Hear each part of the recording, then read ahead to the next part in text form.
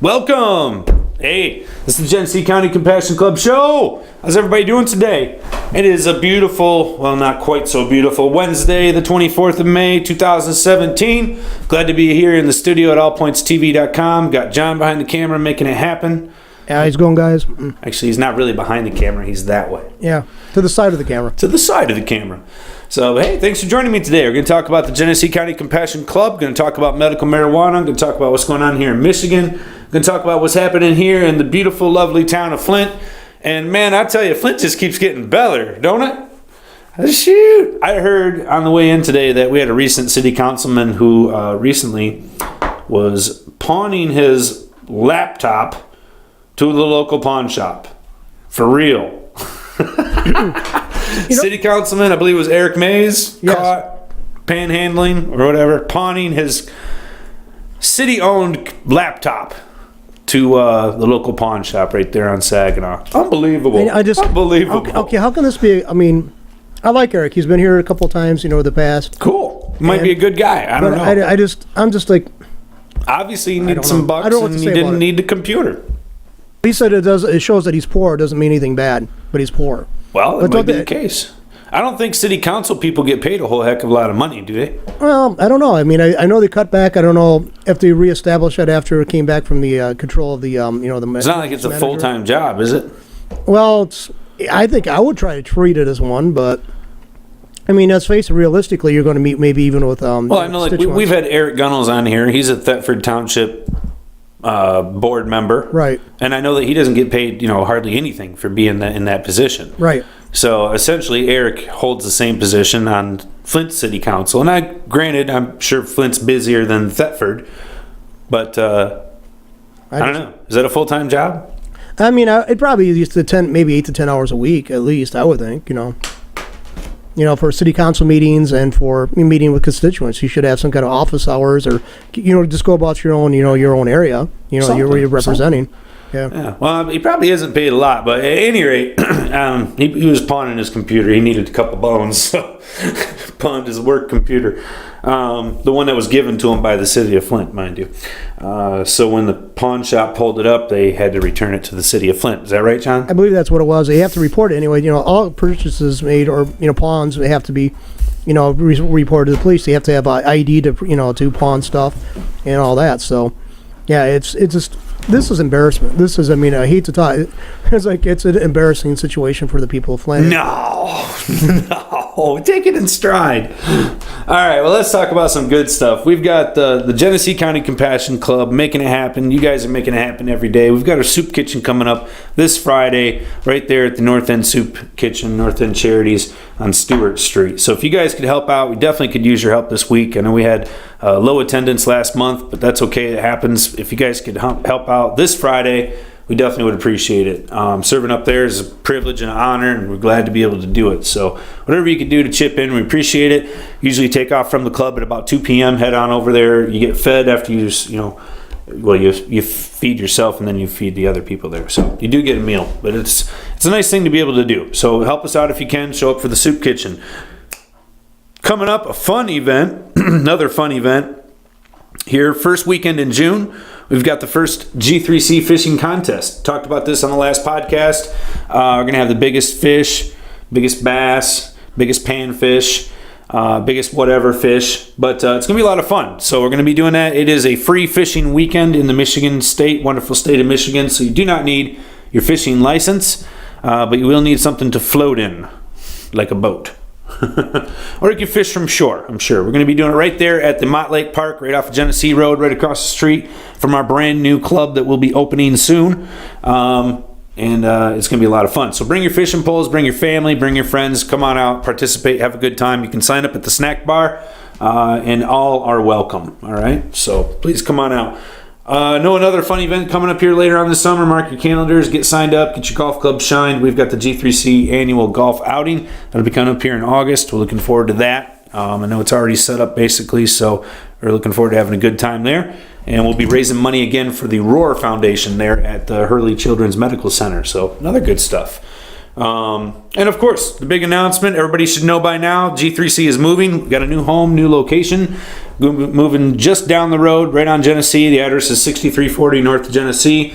It is approximately 7 minutes away from your current location at the current G3C. Hoping to have this thing opened, up and running here at the beginning of June. And things are coming along nicely. So I know we've got things in kind of an upheaval at the club, moving stuff out, actually moving some stuff in at times. But we appreciate your patience. Watch your step as you're moving around the new stuff. Don't trip and fall. We don't want any accidents. But we do appreciate your patience and not just with all the construction stuff, but also with waiting for your new home.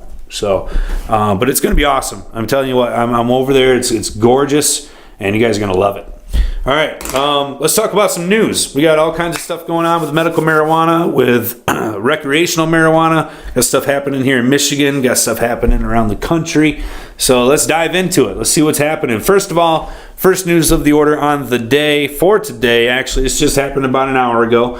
Up in the wonderful state of Vermont, the governor there just vetoed a bill for recreational marijuana legalization. So marijuana legalization, this would be for adult recreational use. They already have medical marijuana in Vermont. This is taking it to the next level. It already had gone through their legislature. It was going to the governor for a signature, and unfortunately the governor vetoed it. He did say he was not opposed to recreational marijuana and having it be legalized, but he did want to see a few changes made in the bill, and so he sent the bill back to the legislature for review, adjustment, whatnot. I guess the supporters of the bill expect to see a new version of it sometime this summer, and you might even see it yet be signed into law by the end of the year. So there's still hope for Vermont.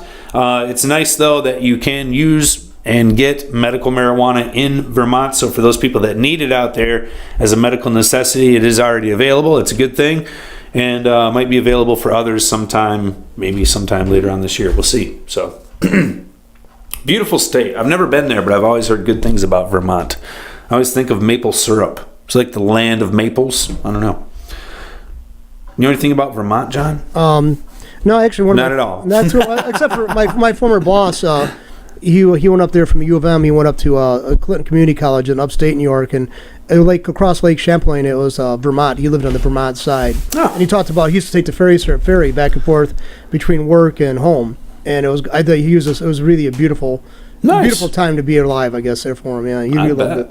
Well, anyways, I have to visit there sometime. All right, let's move on. We're going to talk about a different state, different area. Let's move on to San Francisco. A federal appeals court sidestepped making a ruling. This is from hightimes.com. You can check it out yourself. Whether U.S. prison officials can hold people who were convicted of marijuana offenses that were legal under state medical marijuana laws. So kind of interesting. This would be federal courts, federal prisons that we're talking about. People who are convicted of marijuana offenses in states that were, obviously they're operating legally in their state, and whether or not they should be held. That's what the whole thing is on. Basically, in the decision that was today, the 9th U.S. Circuit Court of Appeals focused instead on a narrower issue. And the court considered a legal challenge by a prisoner whose name is Matthew Davies. Convicted of federal marijuana charges, Davies said he ran medical marijuana dispensaries that complied with the California law, and he argued that the Bureau of Prisons could not hold him because of the federal regulation that restricted interference by U.S. officials in the implementation of state medical marijuana laws. Of course, he's referring to the memo. Of course, memos are not laws. The Ninth Circuit Court avoided the issue, ruling and said that Davies' plea argument did not allow his legal challenge.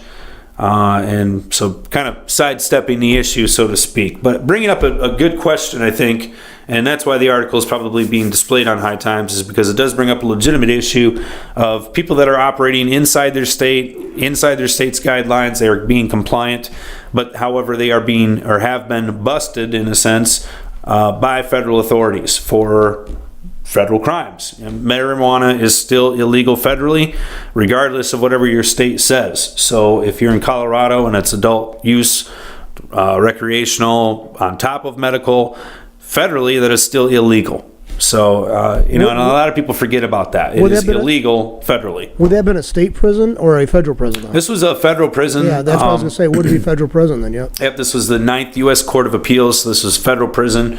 And federal charges as well. So a lot of folks don't understand that either. You can be prosecuted under federal law just as you can be prosecuted under state law. And they do not have to coincide. They do not have to happen at the same time.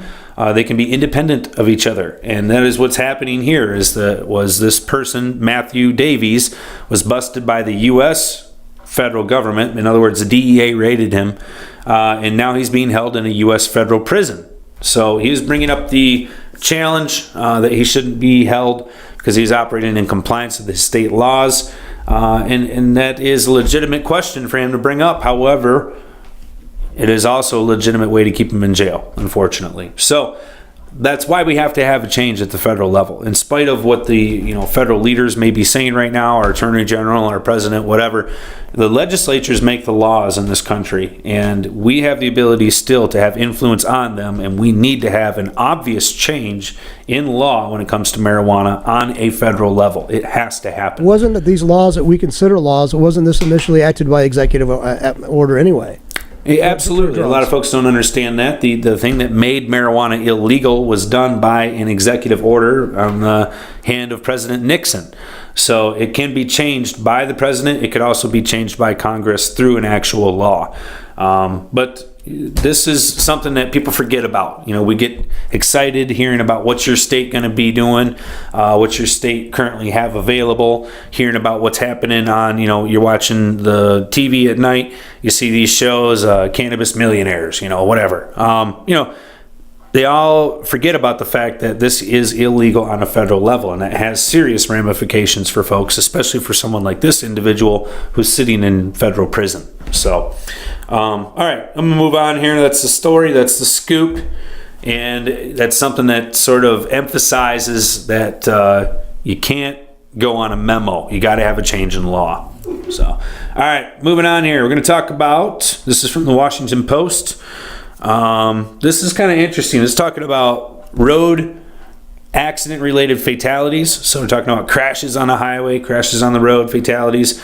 Obviously, I don't know if I already mentioned this. This is about Colorado. So this is a study that was done in Colorado, talking about how many people were related to fatalities while drugged driving. When they use the term drugged driving, unfortunately that includes all drugs, and it does not just include marijuana. So we have to be careful when we're reading the news and reading reports as well. Also, some of the report information doesn't take into account the fact that it takes time for a person's body to metabolize all of the cannabinoids that they may or may not have in their system. It doesn't necessarily relate to their actual high.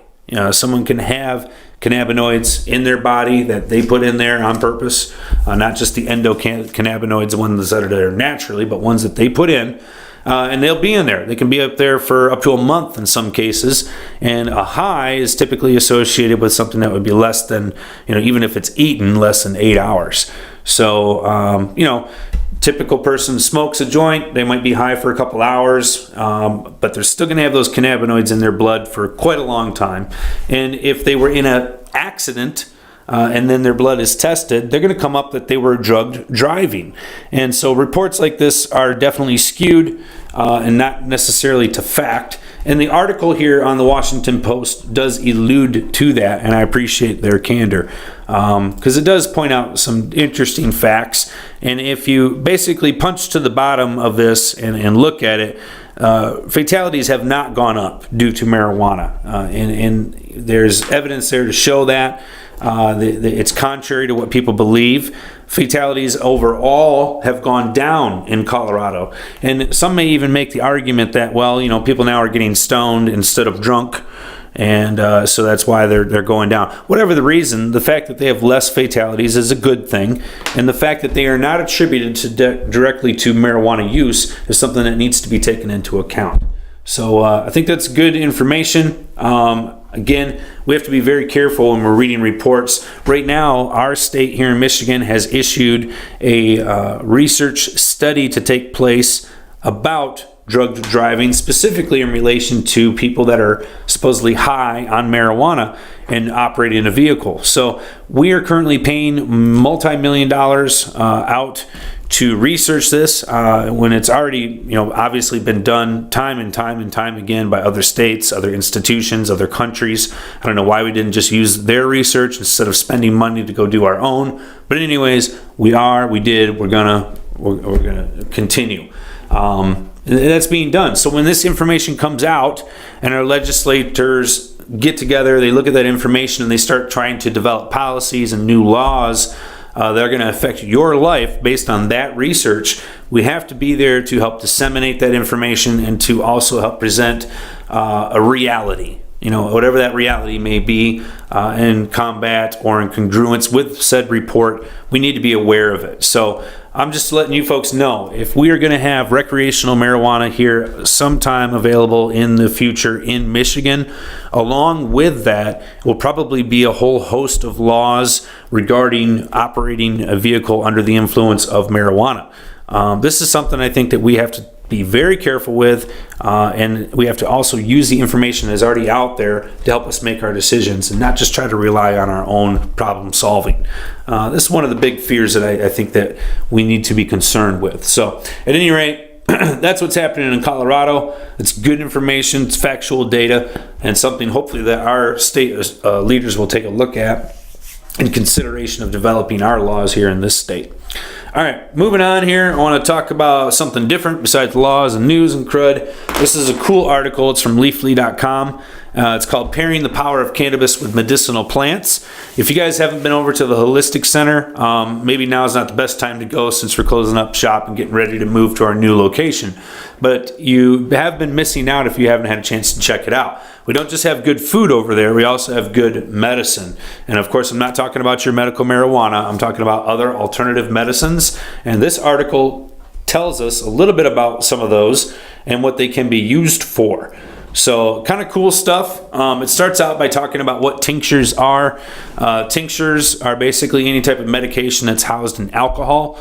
Alcohol is typically used as a delivery method, or it's used as a solvent to extract the medication from whatever plant material is being used. But at any rate, it's the carrier, and it's something that people can use. They call it a tincture, and essentially it's medicine with alcohol. Okay, so I'm going to skip through that, and let's talk about some of the different types of things that you can have besides cannabis. A lot of folks know that cannabis tinctures are very effective. I think the majority of people in our club understand, how they work, where they come from, and so on. I know we've got numerous caregivers that use and make tinctures, and they're not just something that can be used orally, they can be used externally as well. So very, very useful.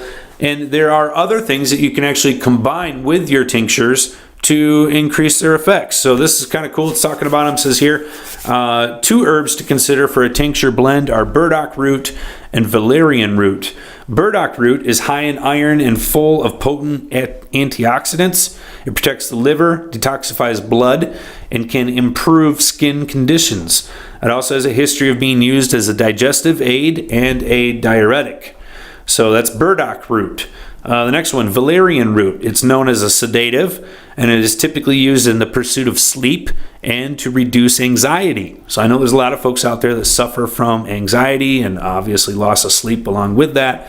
Valerian root might be something you want to consider adding to your homeopathic methods. All right, it says adding either one of these or both to a homemade batch of cannabis tincture can provide an extra boost and incorporate additional healing properties. Be sure to dose these tinctures carefully as you would with tinctures containing only cannabis. So you can do them on their own, solo, or you can do them with your cannabis. Another one is chamomile. A lot of folks grow this right out in their backyard. In fact, you might even have some growing there that you have naturally and didn't know. But chamomile, it's great for relieving anxiety, promoting a sense of tranquility, and assisting in sleep. I know a lot of times the little ones get restless, so you make them a little chamomile tea with some milk and honey and puts them right out. Chamomile flowers have a flavor profile that is sweet and floral, and they may pair best with cannabis strains that have terpene profiles in the way of linalool, pinene, or limonene. So Chamomile does have a pretty strong flavor to it. It is sweet. It's very nice, very, very pleasant.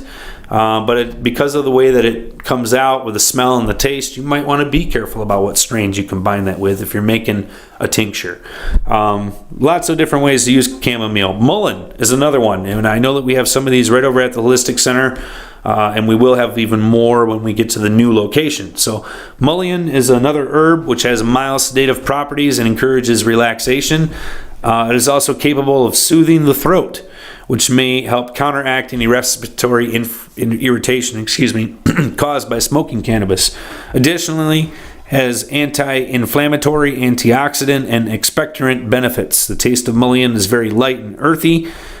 Should pair well with most strains, according to this article, and is truly one of the better herbs to use as a base in smoking blends for this reason, as well as a gentle, soothing smoke.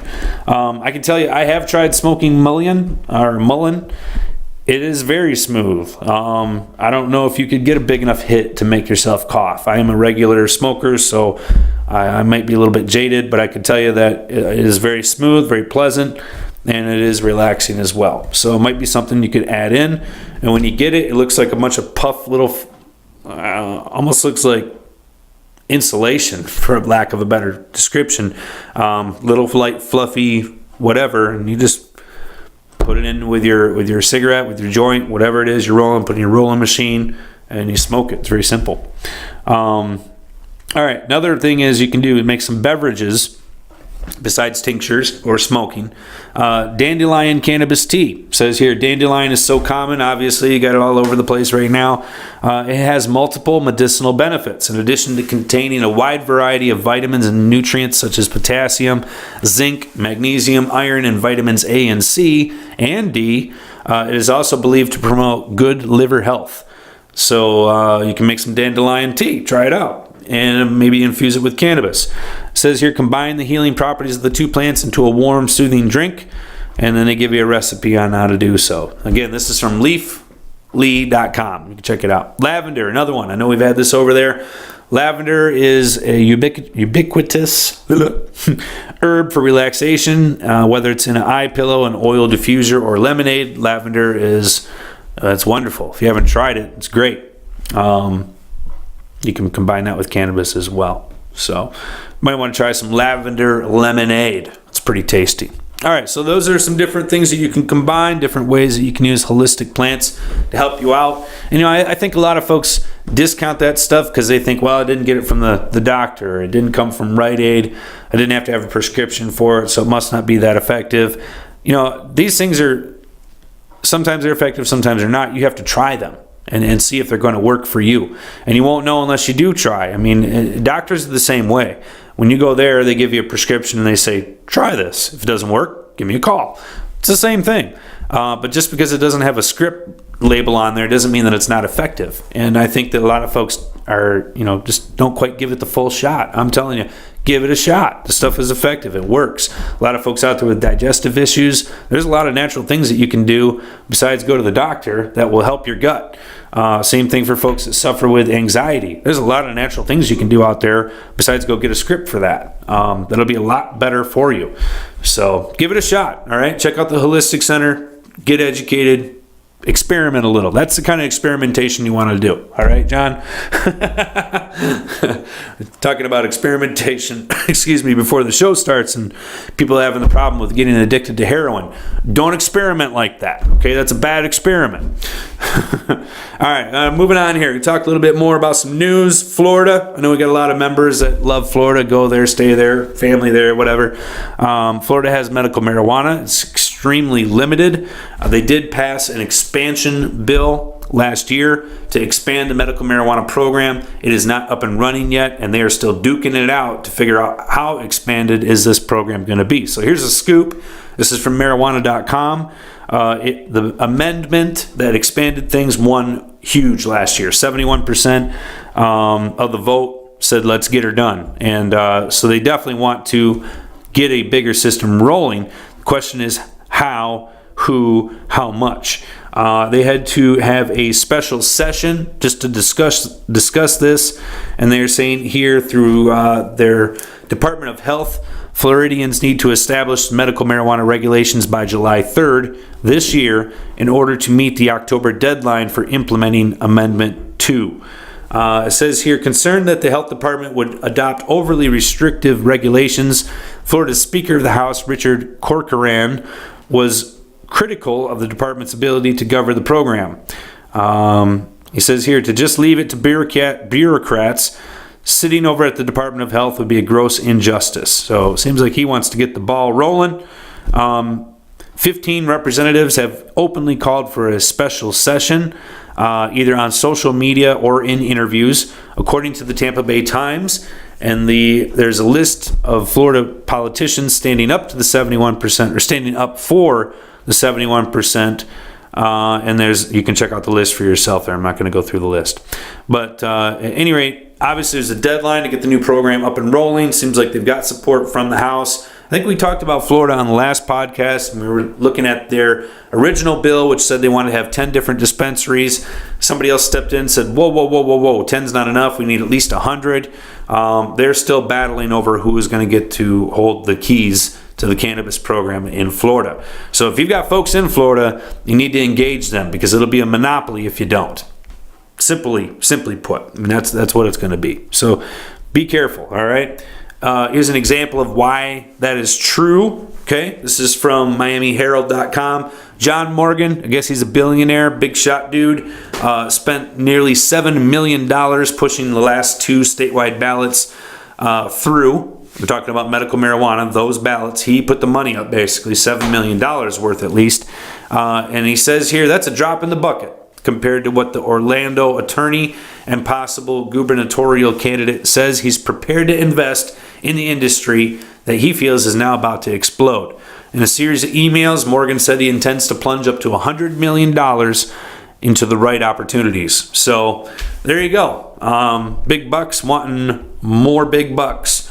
And I'm not opposed to that. I'm just opposed to it if it regulates out the little guys and giving them an opportunity as well. We need to have both. And that's what we need to fight for here in Michigan as well.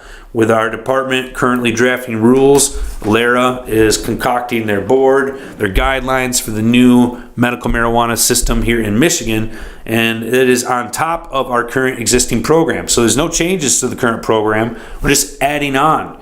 There's a lot of folks out there who would like to have an opportunity to add on, and we need to fight to maintain those opportunities, not just have it be a fat cat festival. All right.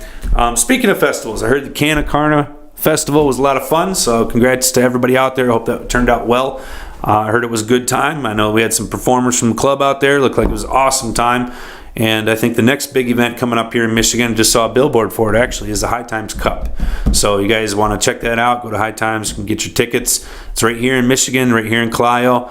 And I think that's pretty awesome. You know, I think you guys at the Genesee County Compassion Club are partly responsible for having that thing even be here. So give yourselves a pat on the back and go enjoy it if you can. In the meantime, get down to the Soup Kitchen on Friday. Hope to see you guys there, and get your fishing gear ready, all right? We're going to make this thing happen. I want to see who can catch the biggest one out there. It should be a lot of fun.